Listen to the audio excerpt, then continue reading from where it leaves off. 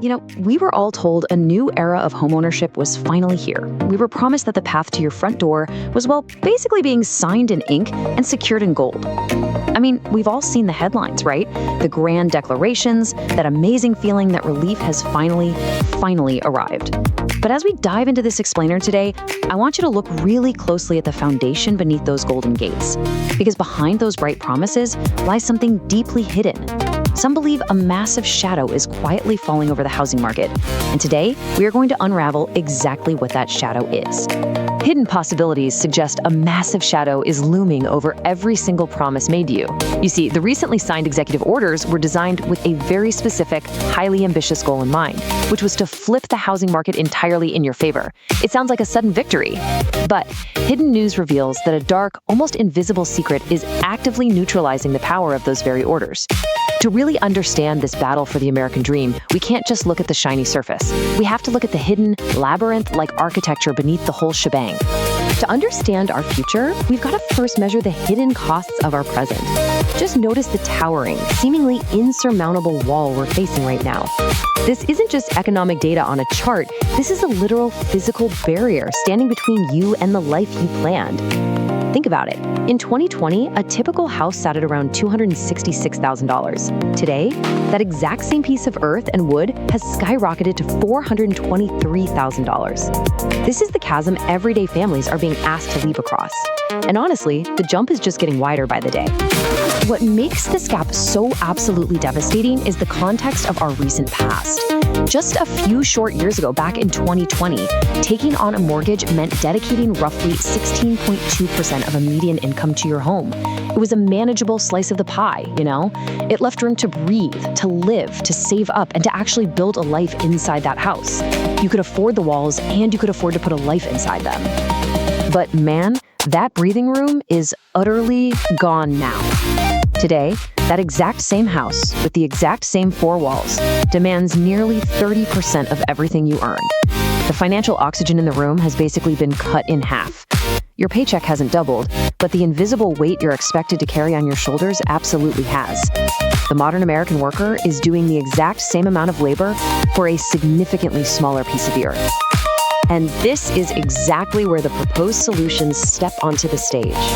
The Trump administration's plan begins with a promise of a digital revolution. The idea here is to legalize AI appraisals and fully digitize those endless mountains of traditional mortgage paperwork. The strategy is meant to empower small community banks, giving them the agile, low-cost tools they really need to stand up and fight back against the massive, slow-moving corporate banking giants. By stripping away all that bureaucratic red tape and utilizing this new technology, the administration promises a near utopian outcome. They're saying you could save up to $8,000 in closing costs alone. Just imagine that for a second. Walking away from the closing table with $8,000 still sitting safely in your pocket. It sounds like a dream, doesn't it? Like the system is finally turning its gears to work specifically for you. But here's the catch. As we peel back the layers of this beautiful free money facade, a much darker reality begins to surface from the depths. Things are rarely as simple as they appear on a glowing executive order, right? As we approach this crucial juncture, hidden possibilities suggest that the very foundation of this promise is actually fundamentally hollow. The promise of relief is masking a terrifying absence of resources. So this brings us to a devastating twist in our narrative. The Trump IRA promises a government match, basically free money injected directly into your account to help with your down payment. But internal perspectives and hidden news suggest a pretty chilling truth here. The government actually has zero funds available to give you. They simply do not have the money to match your deposit. The vault essentially is completely empty. The promise was made, sure, but the capital simply does not exist to fulfill it. Which leads us to the most terrifying number in our entire explainer today, $39 trillion. Just let the sheer crushing weight of that number hang in the air for a moment. $39 trillion in national debt. Some believe this staggering debt wall acts as an invisible, totally impenetrable ceiling over the entire economy. It is the very thing preventing interest rates from ever truly falling back to where they once were. It's like a ghost haunting every single transaction. We call this the $39 trillion void. To try and fight this, the government is currently ordering the purchase of hundreds of billions in mortgage securities, desperately trying to flood the market and force those rates down for everyday buyers like us. But honestly, they are pouring water into a bottomless void. A much, much larger macroeconomic force is at play here, and it is completely dwarfing these localized domestic efforts. You see, the mortgage rate you pay isn't actually controlled by the president's pen, no matter who happens to be sitting in the Oval Office. It's controlled by a three-headed beast: the 10-year yield, bank profit, and the MBS spread. This beast operates entirely on its own terms, completely immune to political speeches. And the most powerful head of this beast? That's the 10-year yield, serving as the quote-unquote risk-free financial anchor of the entire globe. And because you, as a private citizen, are inherently riskier to lend to than the United States government, you are permanently tied to that anchor. You will always, without exception, pay a heavy premium chained to whatever that global anchor is doing. If the government's rate goes up, you get dragged up right along with it, carrying the heavy extra weight of that risk premium squarely on your back. There's no escaping the chain. Actually, before we uncover the next major twist, I want to break the fourth wall for a quick second and ask you directly. Looking at the immense unseen pressure building up in the system, do you truly believe rates will stay above 6% this year? If you think the pressure is just too high for rates to ever meaningfully drop, let me know by leaving the word home in the comments.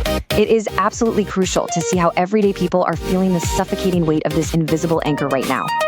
Okay, and this brings us to our second major revelation. Yield up, policies neutralized. This is the ultimate yield trap. While the government buys up domestic securities to make things cheaper, the global anchor, the Treasury yield, is rising rapidly.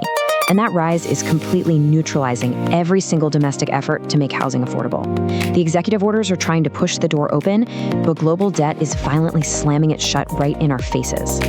This dynamic has created this inescapable, freezing gridlock all across the nation. On one side, you have sellers safely hidden behind a 3% mortgage shield, utterly refusing to sell their homes. And hey, who can blame them? Because to sell means stepping out of their cozy sanctuary and directly into the harsh, unforgiving 7% storm that defines our current reality. The market has effectively frozen solid, trapped right between comfort and chaos.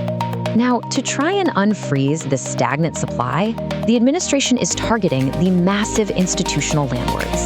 They aren't banning them outright, but they are severing their federal lifelines, cutting off the cheap funding that allows corporate giants to just sweep through neighborhoods and buy up every starter home in sight.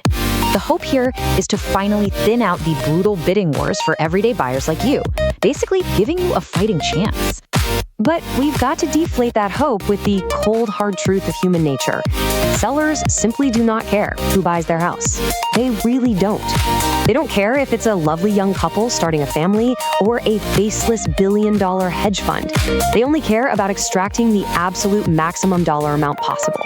If the corporate giants leave, the seller will still relentlessly demand the highest bid from whoever remains. And right when you think the domestic puzzle is complicated enough, we hit our final devastating twist: the geopolitical wall. Every single carefully crafted domestic plan to lower your interest rates has catastrophically crashed into the reality of conflict in the Middle East. Global shocks send massive, invisible tremors right into your neighborhood. A war an ocean away can literally dictate what you pay for a house on your own street. Hidden news reveals that global conflict and international inflation are the true forces driving those treasury yields higher. A piece of paper signed in Washington, no matter how well-intentioned or highly publicized it is being completely overridden by the chaos of global economics. The executive orders simply cannot hold back the massive, dark tide of international disruption. So the crucial takeaway here is that the market cannot breathe. The government can draft all the regulations they want, they can change the rules, mandate AI appraisals, and cut federal lifelines to corporations. But they cannot force a gridlocked, terrified market to function naturally against the crushing weight of global economics and a $39 trillion shadow. The system is quite literally gasping for air. Which brings us to a deeply personal, pretty sobering realization. If the system cannot save you, if executive orders are completely neutralized by global winds, then you must become your own bridge to the future. You have to take matters into your own hands. You must fiercely protect your family right now, perhaps by building a bridge with defensive tools like term life insurance, ensuring you have a foundation of security well before the promised government assets ever arrive. Because the game has fundamentally changed, and this single number proves the reality we are all living in. 40. 40 years old is now the average age of a first-time homebuyer. The days of buying a starter home in your mid-20s are largely evaporating into the shadows. The timeline of the American dream has been forcibly rewritten by the massive, unseen realities we've uncovered today. As we conclude this explainer, I want to leave you with a solemn thought to carry with you. What happens when you ignore the $39 trillion shadow? Often, it's the things we pay the absolute least attention to, the invisible debts, the distant conflicts, the unseen economic anchors that end up completely dictating the entire trajectory of our future. Pay attention to the shadows, because whether you see them or not, they are shaping your reality. Thanks so much for joining me, and stay informed.